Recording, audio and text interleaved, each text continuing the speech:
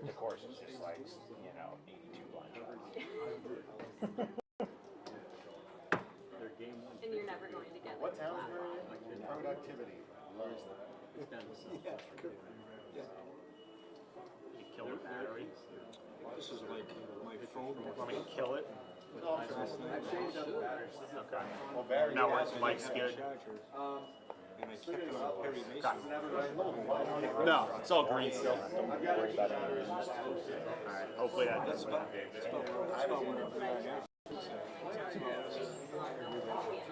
Yeah. I'm ready to plug in cold Captain.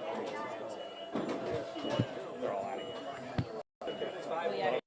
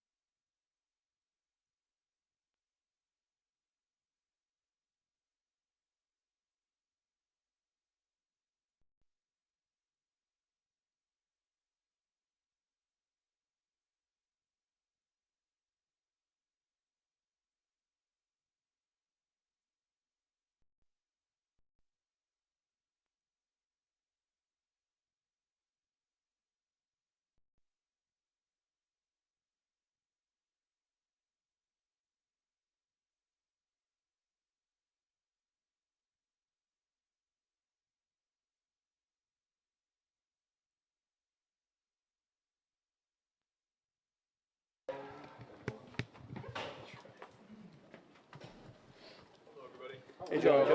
Joe. Here I am. How was the first day of minicamp? Good, not much different than the last couple weeks, but get 3 good days together before we go off and grind on our own. It seems like we've had this discussion last couple of years, but for you to have an uninterrupted period of time between now and the beginning of the season, how important is that? Yeah, I think it's very important. I think that showed my play last year. That was my first full training camp in a while, and I think I went out and played as good as I have, so I'm looking to take that next step. Happy with the progress I've been making the last couple of weeks and getting better, so that'll continue. What is that next step? Better in all areas. There's always room to improve in every area: movement, accuracy, spin rate, bigger, faster, stronger, all those good things. You mentioned grinding on your own. What is the plan for the 6 weeks or so between now and training camp? I don't know, I'm feeling good right now. Kind of just take it as my body's telling me. If I need a couple days off, I'm going to take a couple days off. But if I'm feeling good, we'll keep grinding. So kind of take it day by day. When you spent those extra time reps out there today, what are you working on? Kind of after an OTA, after a minicamp day, what are you trying to accomplish to get those extra reps out there? I just keep trying to get a rhythm. Keep trying to improve the motion, make it efficient.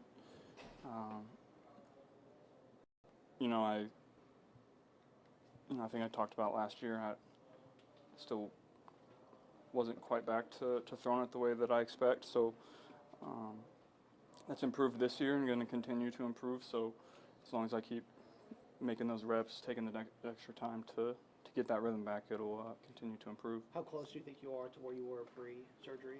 We're getting there.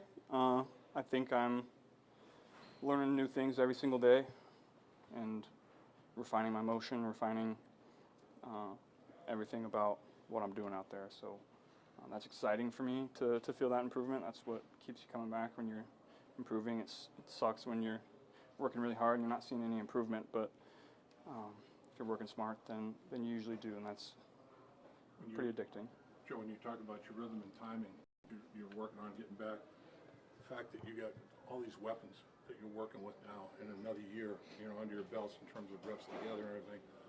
How is it going? I know it's early. It's early, just in mini camps and everything. But how do you feel in terms of everybody, where they're supposed to be, when they're supposed to be there, all that good stuff? Yeah, I think guys are taking ownership in their role in each route, understanding when they can be creative and try to get open in certain situations, where in other spots, you got to run the route like it is on the paper. But I think Jamar and team, those guys have done a really good job of that.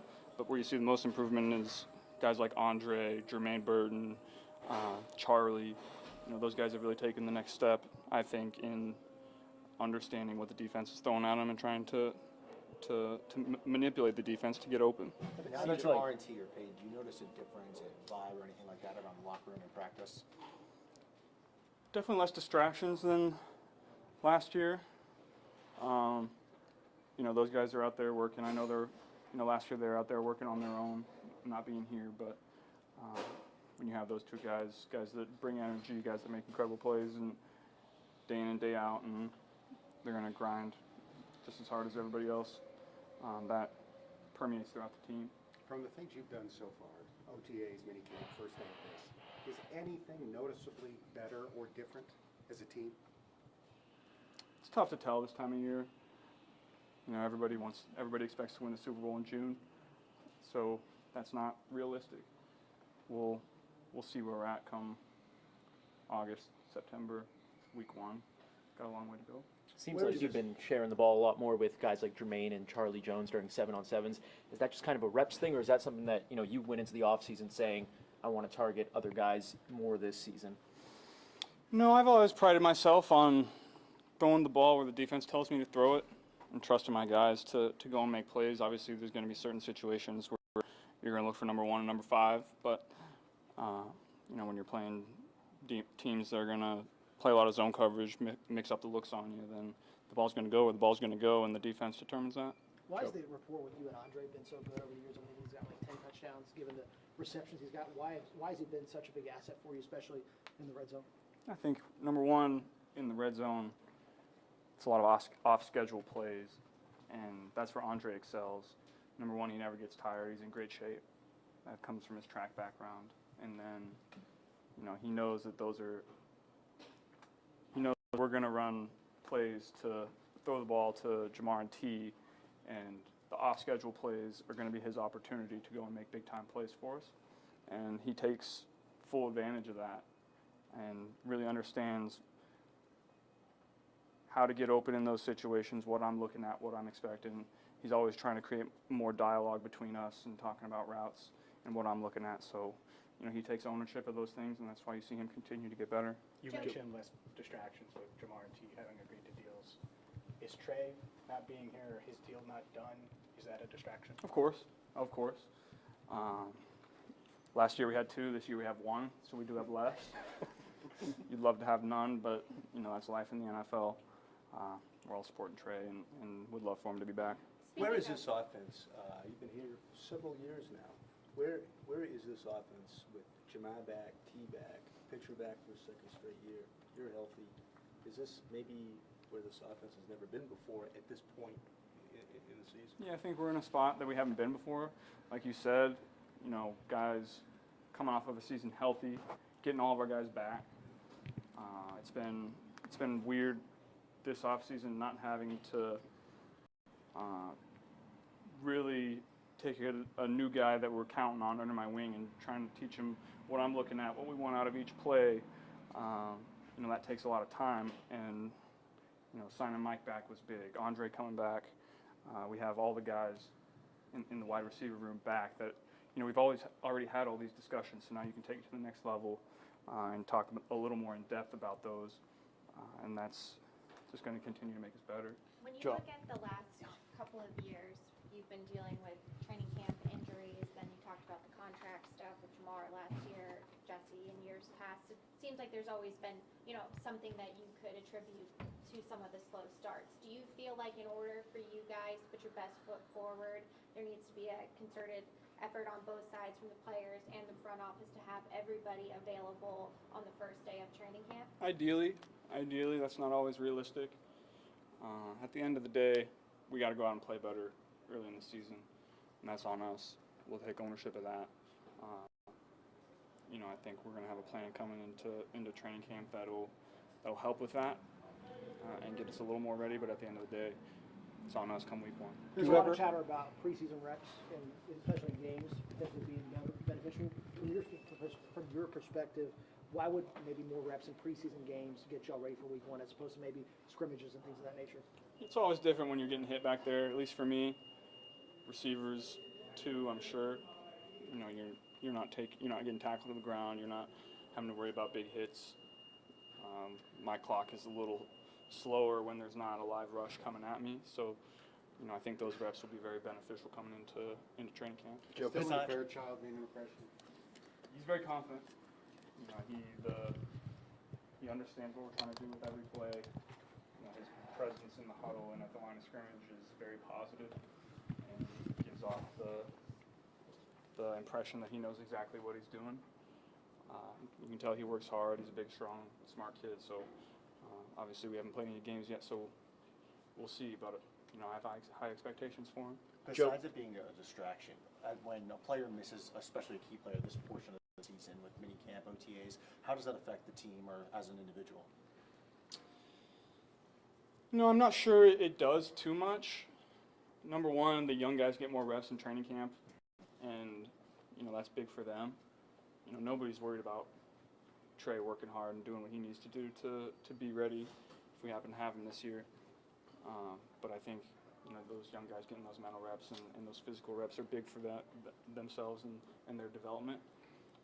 On the offensive side of the ball, we have everybody, so it's not too much of a distraction for us as it was in years past. So that'll probably more of a defensive thing. Have you let yourself think about the possibility about Trey not being on the roster this year? Obviously it's a possibility. It's not one that I think would make us a better team. So we'll see what ends up happening. I don't know what's going to happen. I wish I had an answer for it, but we'll see. You can control what you can control, but are you happy, confident with this being an offensive-driven team? It goes as far as you personally take them. Yeah, we have a lot of confidence in the defense and the things that they're doing this offseason with their scheme and their players and the young guys that we had last year having another year under their belt. So they're going to be better. But at the end of the day, you win and lose with your quarterback play. So I'm going to take that to heart and be better this year. Joe, Pitch talked about threading the needle between keeping the offense explosive and getting less hits on you over the course of the season. How do you approach, what's the best way in your eyes for that to be better, to be more efficient, and what role do you feel like you can play in trying to help that this time of year or as you start into the season? It depends on how the games play out. If we're in defensive battles, then you come out and you don't turn the ball over, you get the ball out of your hands, you play the field position game. If they're scoring, then you go out and try to make plays and run around and do all those good things. So, I go into every single game ready to adapt to whatever the game needs for me to try to win. I'm never going in and playing every single game the same. The first drive will be the same, and then pretty quickly you understand what kind of game it's going to be, and you adapt your play style to that. How has your view of taking hits to win changed over the course of your career? Yeah, as you get older, you realize those hits definitely add up a little bit. Like I said, I'd love to take less, but we'll see how the games play out. Is there like the most pressure as now that y'all 2 years removed from being in the postseason? Do you feel the pressure mount throughout the offseason as you get closer to the season to get back to where y'all were, given the heights that y'all had early in your career? We know the stakes. We know the situation. I'm not sure pressure would be the word I would use, but we understand the spot that we're in, missing playoffs the last 2 years. We know the players we have in that room, coaches we have up there. We know the expectations we have for ourselves. So, playoff, Super Bowl, AFC Championship, that's the expectation around here, so we got to get back to it. Does it feel like the stakes are as high as they've ever been, or is that fair to say? Or I think going into every season, the stakes are very high. Every week is super high stakes for yourselves, coaches, families, fans. There's jobs on the line here, so we're out there giving it our all every week. We gotta go out and execute to provide for family, friends, fans, everybody. What do you think of Aaron Rodgers winding up in Pittsburgh? Yeah, it'll be a fun 2 games. Obviously, I got a lot of respect for Aaron and like him as a person, so only played him 1 time, so it'll be nice to play him twice. given the relationship, did you know that there was a chance to be in Pittsburgh? Did y'all talk about that at all in the offseason? No, I haven't talked to him in a while. Yeah. What do you need different from your running game, and what does Samaje add to that? I don't think we need much different. I think we could be a little more consistent. I thought our run game was good last year. You'd love for it to be great this year. Obviously, Chase is going to take another step. He's an explosive guy that can create a lot of big-time plays for us. Samaje being in there is a guy that you can rely on pass protection, catching the ball out of the backfield, doing the grimy stuff for us. So, we feel really good about that room. Thoughts on Germaine Pratt not being a Bengal anymore? Yeah, I love Germaine. Germaine has made some big-time plays for us over the years. We're going to miss him around here. He was a leader, guy that created turnovers, made a lot of tackles, and made some of the biggest plays in franchise history. So we love him. What made him a captain? What are the traits that he brought to the table? He's a vocal guy, very vocal. We didn't have a ton of those the last couple of years, so Germaine filled that role and filled it well. Is there a certain off-season activity you're looking forward to more than others? No, not really. I don't have anything planned yet. We'll see how it goes when we get there. How has that evolved maybe as you've been in the league in terms of how you structure your off-season, what you do before camp? How has that maybe changed the longer you've been in the league? I've definitely taken some more time off as I've gotten older. You realize how long the season is and how perfect you need your body to feel going into training camp to get through it. So you live and you learn, and as you get older, you're able to make those changes to better suit yourself for the season. I think we're a year removed from you saying you were thinking about your football mortality at that point. How crazy does it feel that it's been a year? How much has changed from now until then when you look back and see kind of how things have unfolded for you? Not a ton has changed. You blink your eye and a year goes by, and you blink twice, and now you're going into year 6. So that's pretty crazy to see how time flies as you get older. How different are you, do you think, as a player, when you compared to 2020? Yeah, I think I'm very different. I think I understand how to play the game more efficiently, more productively. Understand what defenses are going to try to do to us, and have all the answers in your back pocket to try to combat that. I feel like I'm as prepared as ever, and anything anybody throws at me, I'll have an answer for. So I'm excited to go out there and show that again. You pride yourself on having answers, like you just talked about. Al Golden comes in as a new defensive coordinator. He had a great run at Notre Dame. He's got a lot of different things with his schematics and his configurations and coverages and everything. How big a fan are you, and how big an impact do you think he might be? Yeah, I love Al, and I love his scheme. Anytime you have a new scheme come in, there's going to be some bumps in the road early with communication and getting lined up, and who has who, depending on splits and formations and motions. So it's early, but when we get to training camp, I'm excited to see what they're going to do and who they're going to be. Is there anything that you've seen from them? I know there's no pass rush or anything, just really 7-on-7 drills, but have you seen anything from the defense that maybe looks different from previous years when you go against them in practice? Yeah, a lot of communication. The guys up front are doing some more games and stuff to try to get home, stop the run, create more pass rush. It's been nice to have TJ Slayton out there. He's a very vocal guy. You can tell he's going to be a leader of that group, so that's exciting.